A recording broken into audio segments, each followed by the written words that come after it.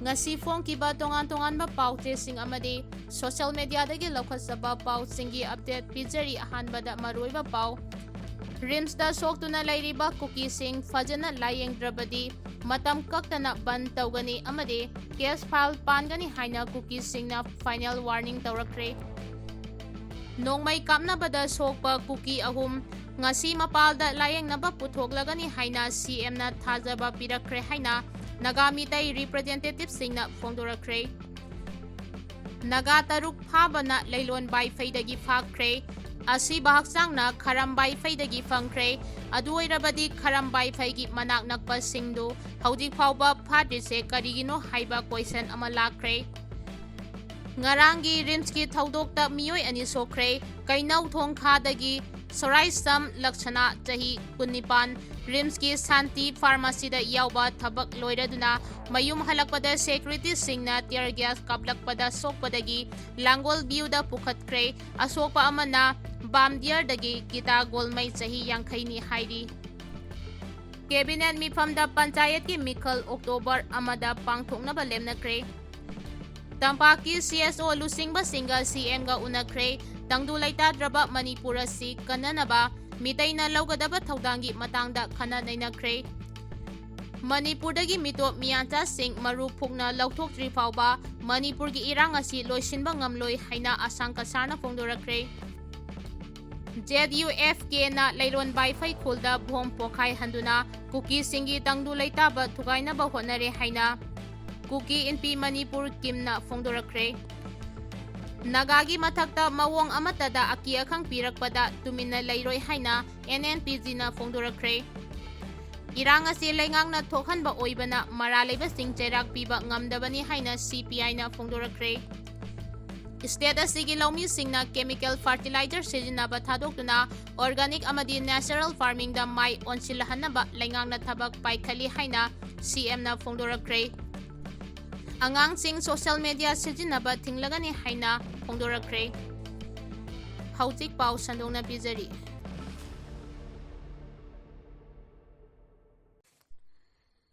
Nagagi mathakta mawong amatada aki akhang pirakpada tumina lairoi haina NNPG na phongdorakhre Nagami sam taruk faraga tamthina hatkiba thawong Working Committee of Naga National Political Group NNPG na akan mamong da condemn tawrakpaga loinana Naga community ki mathakta mawong amatada aki akhang pirakpada tumina laithokloi haire NNPG na thadurakpa cherol amada mamal yamlaba Nagami sam tarukpu faraga tamthina hatkiba thawong miyoibagi listanate sanga gi listane thaudok ase Naga miyamna kauba leiroi Nagami sam phajin khibagi matangda UNC na utkiba pukchel chawba matausing NNPG na khange masina ngakpiba haibasina amaga gi marakta nungsisanaba puraknabagi amata ngairaba lambini NNPG na matam pumbada furukanglup marakta amaga ikai khumnaduna nungsisanana laiminaba haibasida thajaba thamle adumakpu makhatana makhal amatada Nagagi mathakta aki akhang piraklabade madu tumina yengduna leiroi apunma Nagana aikhoigi kaman oiba yengnaba singa mayoknagani haujikti Naga sing masoi tanaduna thabak tawbagi matam natre amata oina punsinduna thabak tawminaba matam oire hainasu phongdorakhi ZUFK na leilon bai phai khulda bhom pokhai handuna Kuki singi tangdu laitaba thugainaba honare haina kimna phongdorakhre NSNIM amasung makoigi proxy outfit ZUFK na leilon bai phai khulda ngarang bhom pokhai handuna Kuki singi tangdu laitaba thugainaba honare haina Kuki NP Manipur kimna Maral Sirkkhre Kimgi media cell na thadurakpa cherol aman hai Misa miyamda sataragliba attack sing asi miyamna yaba ngamloi amade thawong asi rules of law da pirakpa threat amane leilon bai phai gi khunja sing asi aki tujungba marakta hinghanbiganu haudi oiragliba phibam asida lengangna kayam kuina tumina yengduna laikhigani haibase achauba wahang ama oiragle lengangna tasin usinadana leithoklabade phibam asi hena soktilaklagane maram aduna mari leinaba singna matik chaba action laukhatpiyu amade Misa miyam ngak senbiyo hainasu cherol asina makatana phongdoragli Manipurdagi mitop miyanchatsing marupukna lauthokdri fauba Manipurgi irang asi loisinba ngamloi haina asangka sarna phongdorakhre. Kanglon kaina lamdam asida laisilagliba mitop miyanchatsing marupukna lauthokdri fauba Manipurgi irang asi loisinba ngamloi haina Native People's Committee convener asangka sarna phongdorakhre. Mihathina hatokpikhraba Naga misam tarukki thawai mirelna mapugi nakta ingna sikna leirunaba amadi Mihad asigi matangda achumba wayel fanghanaba demand tawraduna Naga Gen Jet na silaga nahan numidang New Second Tribal Market pangthokpa Candlelight Bigilda wafam asi mahangna phongdokkibani. Mahangna makata na hai Manipurgi irang asi loisinba ngamdana leiriba asi laman khumnabagi irang nate. Lamdam asida kanglon kaina changsilakpa mitop miyanchatsingna lamdam asigi mapu sanaba honarakpa thingnaba honabane. Ngasi faubada mitai amasung nagasingna lamdam asi ngak senba natana kana amatada khulai paiduna mihat mipun chathakiba leite. State Force na makok thongbagi yathangni haiduna democratic oina haurakpa ihauda kahenba thawong chathaba chumloi. Ngasi India lengangna mitay amadi Naga miyam punsinkidanaba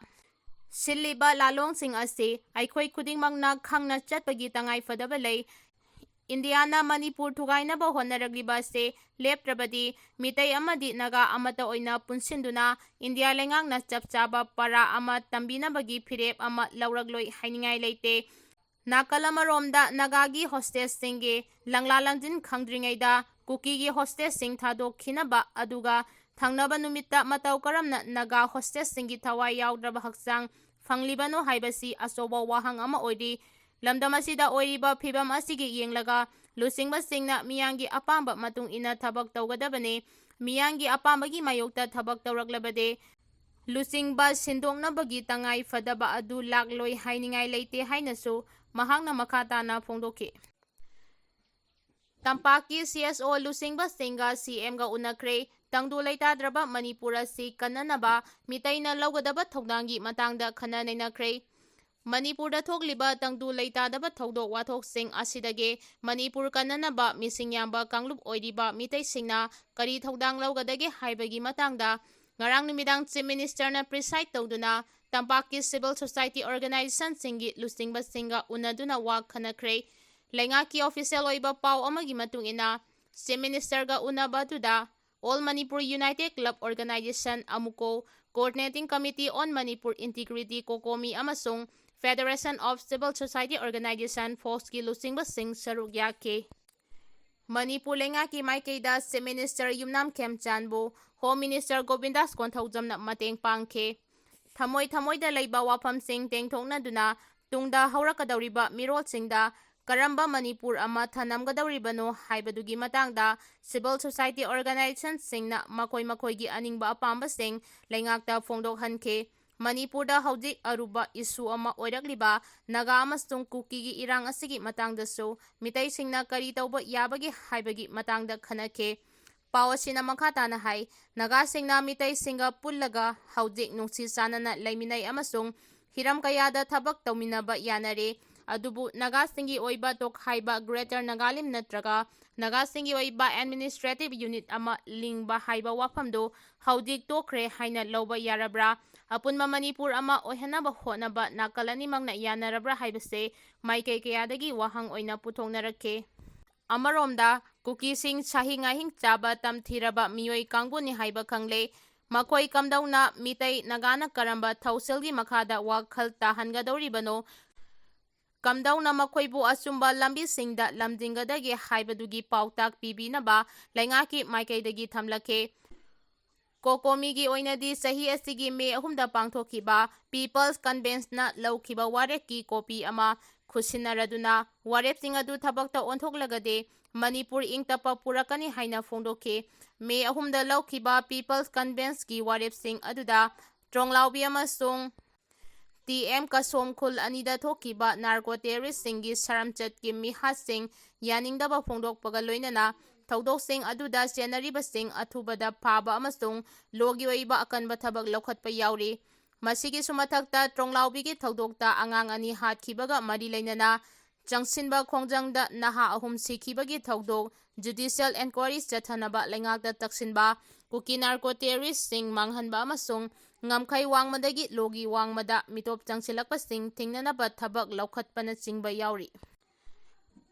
ꯑꯉꯥꯡꯁꯤꯡ social media ꯁꯤꯖꯤꯟꯅꯕ ꯊꯤꯡꯂꯒꯅꯤ꯫ ꯃꯁꯥꯒꯤ ꯆꯍꯤ 13 ꯁꯨꯗ꯭ꯔꯤꯕ ꯑꯉꯥꯡꯁꯤꯡ social media ꯁꯤꯖꯤꯟꯅꯕ ꯊꯤꯡꯂꯒꯅꯤ ꯍꯥꯏꯅ British prime minister ꯀꯤꯔ ꯁ꯭ꯇꯥꯔꯃꯔꯅ ꯉꯔꯥꯡ ꯐꯣꯡꯗꯣꯛꯈ꯭ꯔꯦ꯫ ꯀꯔꯝꯕ social media ꯄ꯭ꯂꯦꯠꯐꯣꯔꯝꯁꯤꯡ ꯁꯤꯖꯤꯟꯅꯕ ꯊꯤꯡꯒꯗꯒꯦ ꯍꯥꯏꯕꯗꯨꯗꯤ ꯁ꯭ꯇꯥꯔꯃꯔꯅ ꯃꯌꯦꯛ ꯁꯦꯡꯅ ꯐꯣꯡꯗꯣꯛꯈꯤꯗꯦ꯫ ꯃꯊꯪ ꯆꯍꯤꯒꯤ ꯑꯉꯟꯕ ꯁꯔꯨꯛꯇꯒꯤ ꯑꯊꯤꯡꯕ ꯑꯁꯤ ꯆꯠꯅꯕ ꯍꯧꯔꯒꯅꯤ꯫ ꯊꯧꯔꯥꯡ ꯑꯁꯤ ꯂꯥꯎꯊꯣꯛꯂꯗꯨꯅ ꯁ꯭ꯇꯥꯔꯃꯔꯅ ꯍꯥꯏꯈꯤ ꯆꯍꯤ ꯅꯧꯔꯤꯕ ꯑꯉꯥꯡꯁꯤꯡꯕꯨ ꯈꯨꯗꯣꯡꯊꯤꯅꯤꯡꯉꯥꯏ ꯑꯣꯏꯕ ꯁꯣꯁꯤꯌꯦꯜ ꯃꯤꯗꯤꯌꯥ ꯄ꯭ꯂꯦꯠꯐꯣꯔꯝꯁꯤꯡꯒꯤ ꯆꯩꯊꯦꯡ ꯐꯪꯍꯟꯗꯅꯕ ꯑꯈꯟꯅꯕ ꯊꯧꯔꯥꯡ ꯑꯁꯤ ꯂꯧꯈꯠꯂꯛꯄꯅꯤ꯫ ꯂꯩꯉꯥꯛꯅ ꯂꯧꯈꯠꯂꯛꯂꯤꯕ ꯊꯧꯔꯥꯡ ꯑꯁꯤ ꯃꯄꯨꯡ ꯐꯥꯅ ꯆꯠꯅꯍꯟꯕ ꯑꯔꯥꯏꯕ ꯑꯣꯏꯔꯣꯏ꯫ ꯑꯗꯨꯝ ꯑꯣꯏꯅꯃꯛ ꯇꯨꯡꯒꯤ ꯃꯤꯔꯣꯜꯒꯤꯗꯃꯛ ꯈꯜꯂꯒ ꯇꯉꯥꯏꯐꯗꯅ ꯁꯣꯁꯤꯌꯦꯜ ꯃꯤꯗꯤꯌꯥ ꯁꯤꯖꯤꯟꯅꯕ ꯊꯤꯡꯅꯕ ꯊꯧꯔꯥꯡ ꯂꯧꯈꯠꯂꯒꯅꯤ꯫ ꯃꯃꯥꯡꯗ ꯑꯣꯁꯇ꯭ꯔꯦꯂꯤꯌꯥ, ꯀꯦꯅꯦꯗꯥ, ꯕ꯭ꯔꯥꯖꯤꯜ ꯑꯃꯗꯤ ꯏꯟꯗꯣꯅꯦꯁꯤꯌꯥꯗ ꯑꯉꯥꯡꯁꯤꯡ ꯁꯣꯁꯤꯌꯦꯜ ꯃꯤꯗꯤꯌꯥ ꯁꯤꯖꯤꯟꯅꯕ ꯊꯤꯡꯈ꯭ꯔꯕꯅꯤ꯫ ꯏꯔꯥꯡ ꯑꯁꯤ ꯂꯩꯉꯥꯛꯅ ꯊꯣꯛꯍꯟꯕ ꯑꯣꯏꯕꯅ ꯃꯔꯥꯜ ꯂꯩꯕꯁꯤꯡ ꯆꯩꯔꯥꯛ ꯄꯤꯕ ꯉꯝꯗꯕꯅꯤ ꯍꯥꯏꯅ CPIꯅ ꯐꯣꯡꯗꯣꯔꯛꯈ꯭ꯔꯦ꯫ ꯁ꯭ꯇꯦꯠ ꯑꯁꯤꯗ ꯊꯣꯛꯂꯤꯕ ꯏꯔꯥꯡ ꯑꯁꯤ ꯁ꯭ꯇꯦꯠ ꯑꯃꯗꯤ ꯁꯦꯟꯇꯔ ꯂꯩꯉꯥꯛꯅ ꯊꯣꯛꯍꯟꯕ ꯑꯣꯏꯕꯅ ꯃꯔꯥꯜ ꯂꯩꯕꯁꯤꯡ ꯐꯥꯗꯨꯅ ꯆꯩꯔꯥꯛ ꯄꯤꯕ ꯉꯝꯗꯕꯅꯤ ꯍꯥꯏꯅ CPI ꯃꯅꯤꯄꯨꯔ ꯁ꯭ꯇꯦꯠ ꯀꯥꯎꯟꯁꯤꯜꯅ ꯃꯔꯥꯜ ꯁꯤꯔꯛꯈ꯭ꯔꯦ꯫ CPI ꯈꯨꯔꯥꯏ ꯂꯣꯀꯦꯜ ꯀꯥꯎꯟꯁꯤꯜꯒꯤ 53 ꯁꯨꯕ ꯀꯟꯐꯔꯦꯟꯁꯀꯤ ꯋꯥꯔꯦꯞꯀꯤ ꯃꯇꯥꯡꯗ CPI ꯃꯅꯤꯄꯨꯔ ꯁ꯭ꯇꯦꯠ ꯀꯥꯎꯟꯁꯤꯜꯒꯤ ꯋꯥꯉꯥꯡꯂꯣꯏ RK ꯑꯃꯨꯁꯅꯥꯅ ꯃꯊꯛꯀꯤ ꯋꯥꯐꯝ ꯑꯁꯤ ꯐꯣꯡꯗꯣꯛꯂꯗꯨꯅ ꯀꯟꯐꯔꯦꯟꯁ ꯑꯁꯤꯅ ꯃꯍꯥꯛ ꯃꯁꯥ ꯂꯥꯛꯂꯤꯕ ꯃꯤꯈꯜ ꯑꯁꯤꯗ ꯈꯨꯔꯥꯏ ꯀꯦꯟꯗ꯭ꯔꯗ ꯄꯥꯔꯇꯤ ꯑꯁꯤꯒꯤ ꯃꯤꯔꯦꯞ ꯑꯣꯏꯅ ꯆꯣꯡꯊꯣꯛꯄ ꯍꯥꯏꯅ ꯋꯥꯔꯦꯞ ꯂꯧꯔꯦ ꯍꯥꯏꯅꯁꯨ ꯐꯣꯡꯗꯣꯛꯈꯤ꯫ ꯃꯍꯥꯛꯅ ꯃꯈꯥ ꯇꯥꯔꯗꯨꯅ ꯃꯅꯤꯄꯨꯔꯒꯤ ꯍꯧꯖꯤꯛ ꯑꯣꯏꯔꯤꯕ ꯐꯤꯚꯝ ꯑꯁꯤꯗ ꯔꯨꯂꯤꯡ ꯑꯃꯗꯤ ꯑꯣꯄꯣꯖꯤꯁꯟ MLAꯁꯤꯡꯅ ꯑꯦꯁꯦꯝꯕ꯭ꯂꯤ ꯐꯝꯗꯨꯅ ꯃꯤꯌꯥꯝ ꯋꯥꯔꯤꯕꯁꯤ ꯀꯣꯛꯅꯕ ꯈꯟꯅꯔꯒ ꯋꯥꯔꯦꯞ ꯂꯧꯅꯕ ꯋꯥꯐꯝ ꯑꯃꯠꯇ ꯐꯣꯡꯗꯣꯛꯇꯦ꯫ ꯏꯔꯥꯡ ꯑꯁꯤ ꯃꯅꯤꯄꯨꯔ ꯑꯃꯗꯤ ꯁꯦꯟꯇ꯭ꯔꯦꯜ ꯂꯩꯉꯥꯛꯅ ꯊꯣꯛꯍꯟꯕꯅꯤ꯫ ꯈꯨꯔꯥꯏ ꯀꯦꯟꯗ꯭ꯔꯒꯤ ꯃꯤꯅꯤꯁꯇꯔ MLA ꯐꯝ ꯊꯥꯗꯣꯛꯂꯣ, ꯑꯦꯁꯦꯝꯕ꯭ꯂꯤ ꯗꯤꯖꯣꯜꯕ ꯇꯧꯔꯣ ꯍꯥꯏꯅ ꯉꯁꯤꯒꯤ ꯀꯟꯐꯔꯦꯟꯁ ꯑꯗꯨꯅ ꯋꯥꯔꯦꯞ ꯂꯧꯈꯤ ꯍꯥꯏꯔꯤ꯫ ꯂꯥꯛꯂꯤꯕ ꯁ꯭ꯇꯦꯠ ꯑꯦꯁꯦꯝꯕ꯭ꯂꯤ ꯃꯤꯈꯜꯗ ꯃꯍꯥꯛꯄꯨ ꯀꯦꯟꯗ꯭ꯔ ꯑꯁꯤꯒꯤ ꯃꯤꯔꯦꯞ ꯑꯣꯏꯅ ꯊꯣꯛꯅꯕ ꯑꯌꯥꯕ ꯄꯤꯕꯤꯔꯅꯕ ꯃꯥꯏ ꯄꯥꯛꯅꯕ ꯍꯣꯠꯅꯒꯅꯤ꯫ ꯃꯤꯈꯜ ꯑꯁꯤꯗ ꯄꯣꯂꯤꯇꯤꯀꯦꯜꯂꯤ ꯂꯥꯟꯊꯦꯡꯅꯒꯅꯤ꯫ ꯍꯧꯖꯤꯛ ꯃꯅꯤꯄꯨꯔꯗ ꯄꯥꯡꯊꯣꯛꯂꯤꯕ ꯏꯂꯦꯛꯁꯟꯅ ꯃꯤꯌꯥꯝꯒꯤ ꯑꯋꯥꯕ ꯀꯣꯛꯍꯟꯕꯒꯤ ꯃꯍꯨꯠꯇ ꯃꯤꯌꯥꯝ ꯋꯥꯍꯜꯂꯤꯕꯁꯤ ꯁꯦꯝꯗꯣꯛꯀꯅꯤ ꯍꯥꯏꯅꯁꯨ ꯐꯣꯡꯗꯣꯛꯈꯤ꯫ ꯁ꯭ꯇꯦꯠ ꯑꯁꯤꯒꯤ ꯂꯧꯃꯤꯁꯤꯡꯅ ꯀꯦꯃꯤꯀꯦꯜ ꯐꯔꯇꯤꯂꯥꯏꯖꯔ ꯁꯤꯖꯤꯟꯅꯕ ꯊꯥꯗꯣꯛꯇꯨꯅ ꯑꯣꯔꯒꯥꯅꯤꯛ ꯑꯃꯗꯤ ꯅꯦꯆꯔꯦꯜ ꯐꯥꯔꯃꯤꯡꯗ ꯃꯥꯏ ꯑꯣꯟꯁꯤꯜꯍꯟꯅꯕ ꯂꯩꯉꯥꯛꯅ ꯊꯕꯛ ꯄꯥꯏꯈꯠꯂꯤ ꯍꯥꯏꯅ CMꯅ ꯐꯣꯡꯗꯣꯔꯛꯈ꯭ꯔꯦ꯫ ꯅꯣꯡꯖꯨ ꯊꯥ ꯌꯧꯁꯤꯜꯂꯛꯄꯒ ꯏꯔꯣꯏꯅꯅ ꯂꯝꯗꯝ ꯑꯁꯤꯒꯤ ꯂꯧꯃꯤꯁꯤꯡꯗ ꯃꯇꯝ ꯆꯥꯅ ꯂꯧꯗ ꯆꯥꯏꯅꯕ ꯍꯥꯔ ꯐꯪꯍꯟꯅꯕꯒꯤ ꯋꯥꯈꯜꯂꯣꯟꯗ ꯉꯔꯥꯡꯗꯒꯤ ꯇꯣꯉꯥꯟꯕ ꯗꯤꯁꯇ꯭ꯔꯤꯛꯁꯤꯡꯗ ꯌꯨꯔꯤꯌꯥ ꯍꯥꯔ ꯐꯪꯍꯟꯕ ꯍꯧꯈ꯭ꯔꯦ꯫ ꯂꯧꯃꯤꯁꯤꯡꯗ ꯍꯥꯔꯒꯤ ꯑꯋꯥꯠꯄ ꯂꯩꯍꯜꯂꯣꯏ, ꯍꯥꯔ ꯃꯔꯥꯡ ꯀꯥꯏꯅ ꯂꯩ ꯍꯥꯏꯅ ꯆꯤꯐ ꯃꯤꯅꯤꯁꯇꯔ ꯌꯨꯝꯅꯥꯝ ꯈꯦꯝꯆꯥꯅ ꯐꯣꯡꯗꯣꯔꯛꯈ꯭ꯔꯦ꯫ ꯑꯍꯥꯟꯕꯒꯤ ꯑꯣꯏꯅ ꯉꯔꯥꯡ ꯏꯝꯐꯥꯜ ꯋꯦꯁ, ꯏꯝꯐꯥꯜ ꯏꯁ, ꯕꯤꯁꯅꯨꯄꯨꯔ, ꯊꯧꯕꯥꯜ ꯑꯃꯗꯤ ꯀꯛꯆꯤꯡ ꯗꯤꯁꯇ꯭ꯔꯤꯛꯀꯤꯗꯃꯛ ꯌꯨꯔꯤꯌꯥ ꯍꯥꯔ ꯊꯟꯅ ꯌꯥꯎꯔꯕ ꯇ꯭ꯔꯛ 9 ꯉꯔꯥꯡ ꯆꯤꯐ ꯃꯤꯅꯤꯁꯇꯔ ꯌꯨꯝꯅꯥꯝ ꯈꯦꯝꯆꯥꯅ ꯁꯟꯖꯦꯟꯊꯣꯡꯗ ꯂꯩꯕ ꯑꯦꯒ꯭ꯔꯤꯀꯜꯆꯔ ꯗꯤꯔꯦꯛꯇꯣꯔꯦꯠ ꯃꯃꯥꯡꯗꯒꯤ ꯂꯝꯊꯥꯈꯤ꯫ ꯄꯥꯎꯃꯤꯁꯤꯡꯒ ꯎꯅꯕꯗ ꯆꯤꯐ ꯃꯤꯅꯤꯁꯇꯔꯅ ꯍꯥꯏ ꯃꯃꯥꯡ ꯆꯍꯤꯗ ꯍꯥꯔ ꯕꯦꯒ 1,40,040 ꯌꯦꯟꯊꯣꯛꯈꯤ꯫ ꯆꯍꯤ ꯑꯁꯤꯒꯤ ꯑꯣꯏꯅ ꯌꯨꯔꯤꯌꯥ ꯍꯥꯔ ꯕꯦꯒ 2,00,000 ꯔꯣꯝ ꯊꯝꯗꯨꯅ ꯑꯋꯥꯠꯄ ꯂꯩꯇꯅꯕ ꯍꯣꯠꯅꯔꯤ꯫ ꯗꯤꯁꯇ꯭ꯔꯤꯛ ꯑꯃꯒꯤ ꯇꯣꯉꯥꯟꯕ ꯃꯐꯝ ꯆꯥꯕ ꯈꯟꯗꯨꯅ ꯍꯥꯔ ꯌꯦꯟꯊꯣꯛꯂꯤꯕ ꯑꯁꯤꯗ ꯐꯪꯍꯧꯗꯕ ꯂꯩꯔꯕꯁꯨ ꯋꯥꯅꯤꯡꯉꯥꯏ ꯂꯩꯇꯦ꯫ ꯂꯧꯃꯤꯁꯤꯡꯅ ꯅꯦꯆꯔꯦꯜ ꯑꯃꯗꯤ ꯑꯣꯔꯒꯥꯅꯤꯛ ꯐꯥꯔꯃꯤꯡꯗ ꯃꯥꯏ ꯑꯣꯟꯁꯤꯟꯅꯕ ꯊꯧꯁꯤꯜ ꯑꯃ ꯄꯥꯏꯈꯠꯂꯤꯕ ꯑꯣꯏꯕꯅ ꯍꯥꯔꯁꯤꯡ ꯃꯔꯝ ꯆꯥꯗꯅ ꯂꯧꯃꯤꯁꯤꯡꯗ ꯌꯦꯟꯊꯣꯛꯂꯣꯏ꯫ ꯁ꯭ꯇꯦꯠ ꯑꯁꯤꯗ ꯂꯧꯃꯤꯁꯤꯡꯅ ꯀꯦꯃꯤꯀꯦꯜ ꯐꯔꯇꯤꯂꯥꯏꯖꯔ ꯁꯤꯖꯤꯟꯅꯕ ꯊꯥꯗꯣꯛꯇꯨꯅ ꯑꯣꯔꯒꯥꯅꯤꯛ ꯑꯃꯗꯤ ꯅꯦꯆꯔꯦꯜ ꯐꯥꯔꯃꯤꯡꯗ ꯃꯥꯏ ꯑꯣꯟꯁꯤꯜꯍꯟꯅꯕ ꯂꯩꯉꯥꯛꯅ ꯊꯧꯔꯥꯡ ꯄꯥꯏꯈꯠꯂꯤ꯫ ꯈꯨꯗꯛꯇ ꯍꯦꯛꯇꯃꯛ ꯑꯣꯔꯒꯥꯅꯤꯛ ꯐꯥꯔꯃꯤꯡ ꯃꯥꯏ ꯑꯣꯟꯁꯤꯟꯕ ꯌꯥꯔꯣꯏꯗꯕꯅ ꯃꯇꯝ ꯈꯔ ꯆꯪꯈꯤꯒꯅꯤ ꯍꯥꯏꯅꯁꯨ ꯃꯈꯥ ꯇꯥꯅ ꯐꯣꯡꯗꯣꯛꯈꯤ꯫